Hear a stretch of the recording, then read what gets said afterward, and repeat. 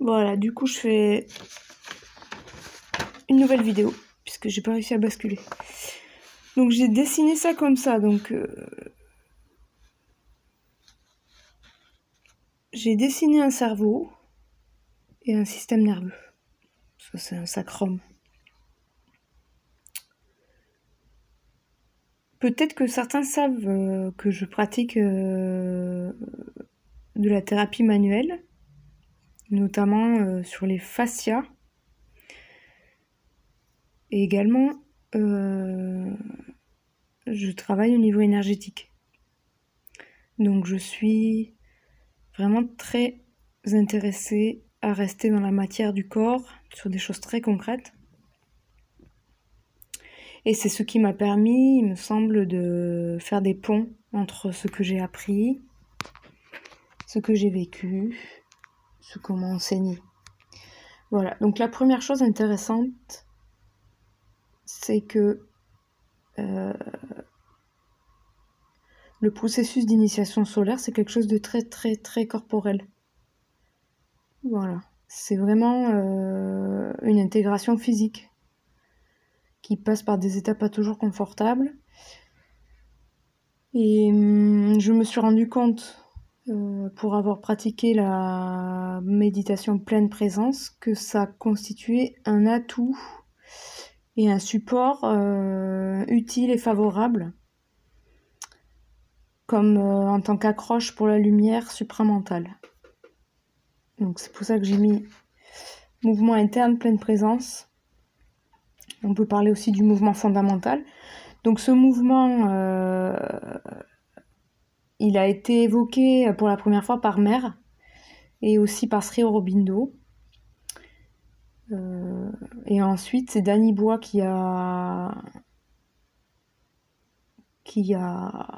créé, construit une méthode avec des outils qui permettent de poser les conditions d'émergence à ce fameux mouvement interne, ou mouvement fondamental.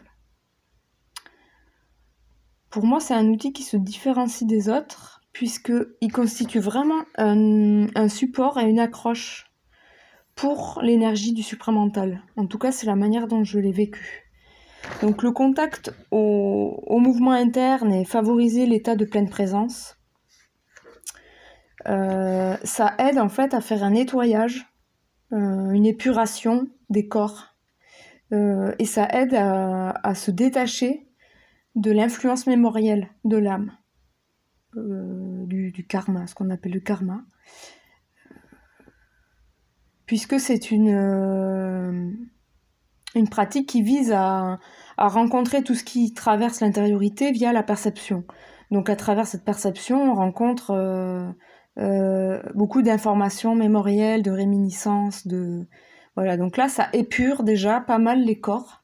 Je dis les corps parce que ça a vraiment un effet sur la structure physique, mais ça met en mouvement le corps émotionnel, ça met en mouvement le corps énergétique.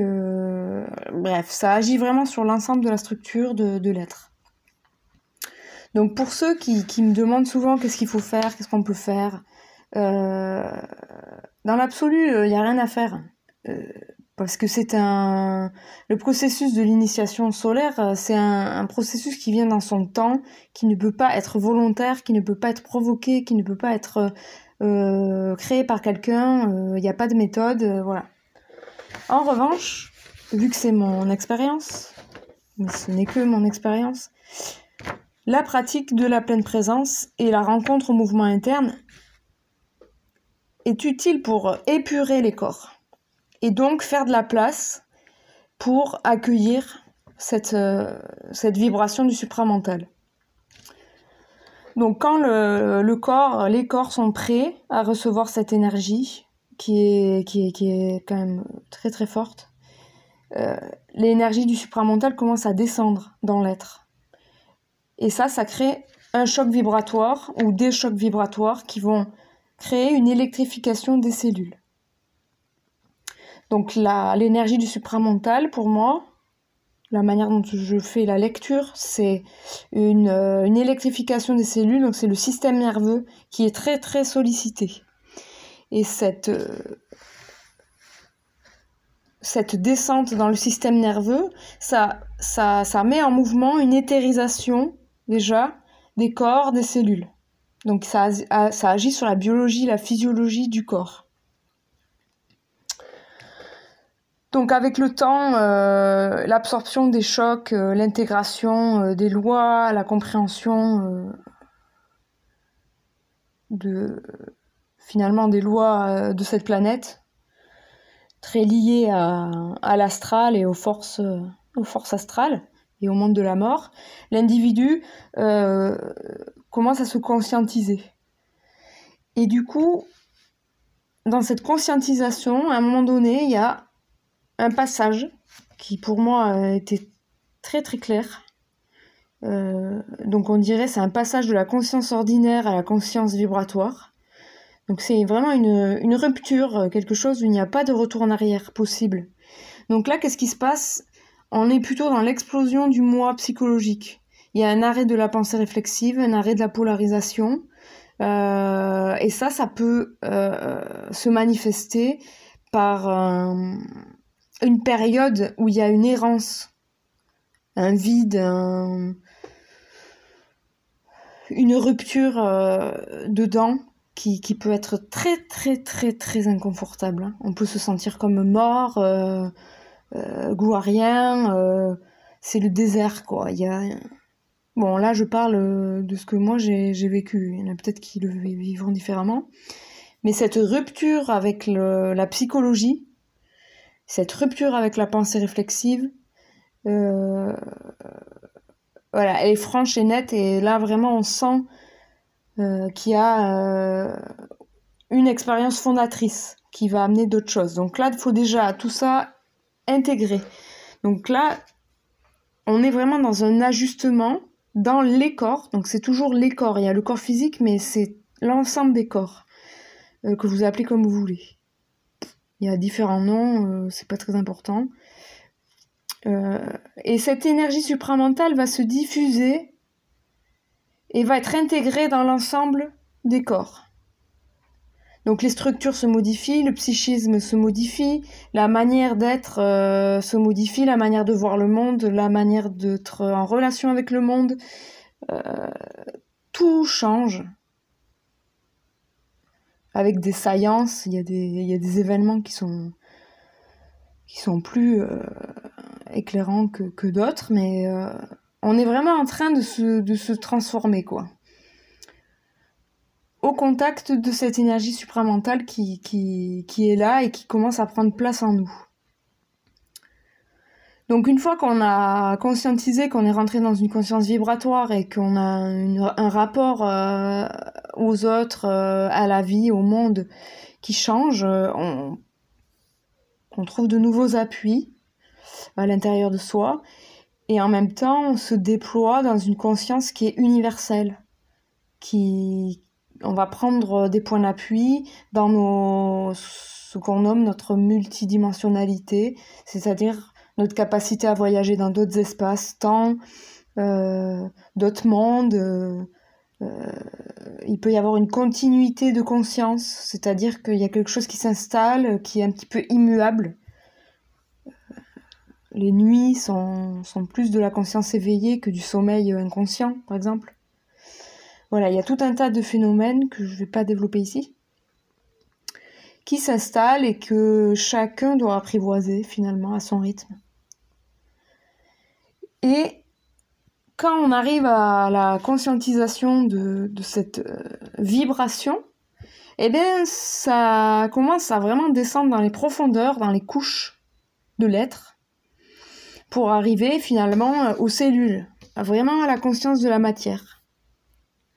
Et là, pour moi, il y a vraiment une transition qui s'opère entre la conscience de la matière, qui est plutôt dans l'habitude, l'habitude d'être malade, l'habitude de la mort, voilà, des lois biologiques qu'on nous a imposées et qu'on n'a jamais le droit de remettre en question.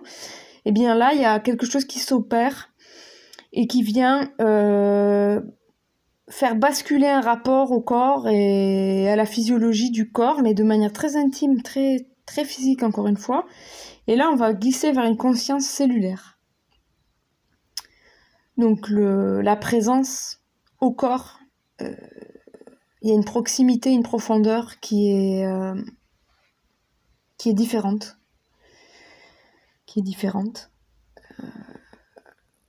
Et donc on arrive très très proche de soi. Comme si on était à l'orée de découvrir un peu le mystère de la vie, quoi. Et de la mort, du coup. Voilà. Et pour moi, le dernier, entre guillemets, dernière étape, c'est quand le mental des cellules sort de son habitude, sort de la croyance de la mort et se tourne vers l'énergie supramentale qui a déjà infusé dans les corps et permis à l'être humain de se conscientiser, d'intégrer les principes, la volonté, l'intelligence, l'amour, par exemple. Quand ces principes-là commencent à être intégrés, eh bien, il y a une possibilité pour que le mental des cellules s'abandonne à l'énergie supramentale. Et là, on arrive à la fusion intégrale. Ce que, par exemple, Bernard de Montréal appelle le double éthérique. Et conjointement, il y a l'émergence et la constitution du troisième cerveau, qui est le cerveau éthérique. Et là, on est vraiment dans la configuration de l'homme nouveau. Donc, on n'en est pas là, hein, puisque visiblement, ou alors je connais pas les êtres personnellement, les êtres qui sont arrivés à la fusion intégrale, je n'en connais pas. Si vous en connaissez, j'aimerais bien les rencontrer. En tout cas, pour moi, on n'est pas loin de... pour certains, là, les personnes avec qui je suis en lien sur Facebook,